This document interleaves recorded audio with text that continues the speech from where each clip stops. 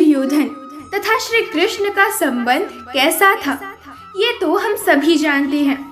श्री कृष्ण सदैव पांडवों का साथ देते थे, इसीलिए दुर्योधन को उनसे घृणा थी और दुर्योधन सदैव अधर्म के मार्ग पर चलता था, दूसरों पर अत्याचार करता था। इसीलिए श्री कृष्ण को भी दुर्योधन से घृणा थी। फिर ये दोनों एक दूसरे के समधी कैसे बने, क्या था इसके पीछे का कारण, ये आज हम जानेंगे। उससे पूर्व यदि आप इस चैनल पर नए हैं तो चैनल को सब्सक्राइब कीजिए और बेल आइकन को भी अवश्य प्रेस कीजिए ताकि हमारे नए वीडियो सबसे पहले आपके पास पहुंचे। तो चलिए शुरू करते हैं। महाभारत काल की बहुत सी प्रेम कथाएं प्रसिद्ध हैं। बहुत सी कन्याओं को कुमार भगाकर भी ले गए हैं। शुरुआत होती है कृष्ण तथा रुक्मिणी की प्रेम कथा से। रुक्मिणी का भाई रुक्मी अपनी बहन का विवाह अपने मित्र छेदी के राजा शिशुपाल से करना चाहता था, किंतु रुक्मिणी श्री कृष्ण से प्रेम करती थी और उन्हीं से विवाह भी करना चाहती थी। रुक्मिणी और शिशुपाल का विवाह तय हो गया था।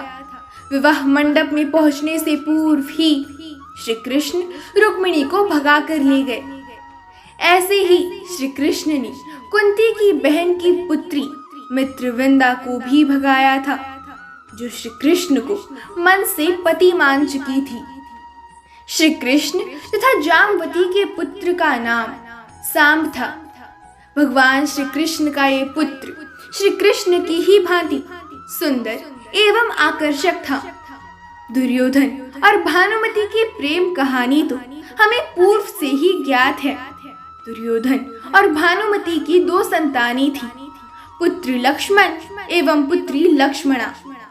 लक्ष्मणा श्री कृष्ण के पुत्र सांब को देखकर उसके रूप पर मोहित हो गई थी।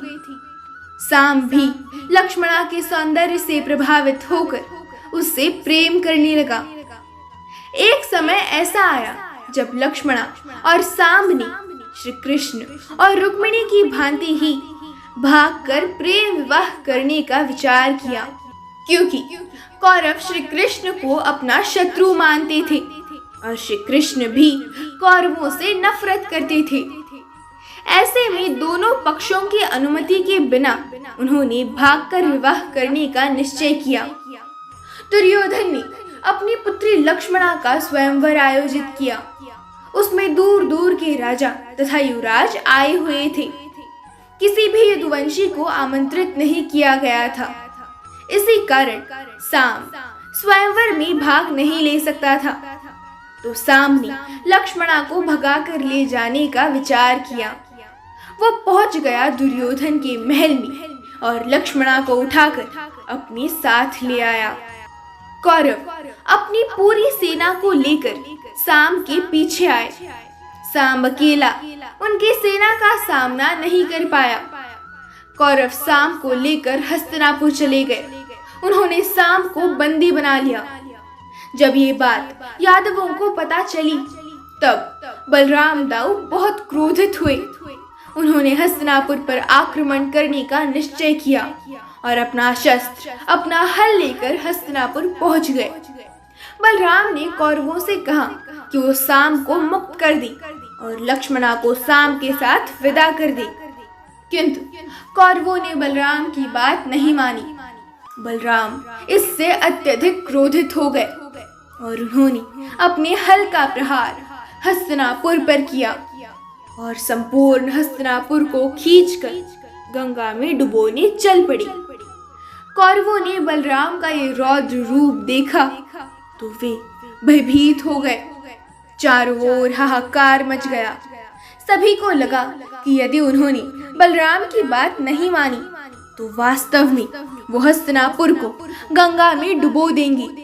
इसीलिए सभी ने बलराम से क्षमा मांगी और लक्ष्मणा को सांब के साथ विदा कर दिया। द्वारका में सांब और लक्ष्मणा का वैदिक रीति रिवाजों से विवाह संपन्न हुआ। श्री कृष्ण जानते थे कि दुर्योधन अधर्मी है, किंतु फिर भी उन्होंने साम के प्रेम का विरोध नहीं किया, क्योंकि आखिर कृष्ण ने भी तो राधा से सच्चा प्रेम किया था। प्रेम का असली मूल्य, प्रेम का वास्तविक मूल्य श्री कृष्ण से अधिक और कौन जान सकता है। इस प्रकार एक दूसरे के प्राणघाती शत्रु होते हुए भी भगवान श्री कृष्ण और दुर्योधन समधी बन गए तथा साम एवं लक्ष्मणा का भी प्रेम सफल हुआ। जय श्री कृष्ण।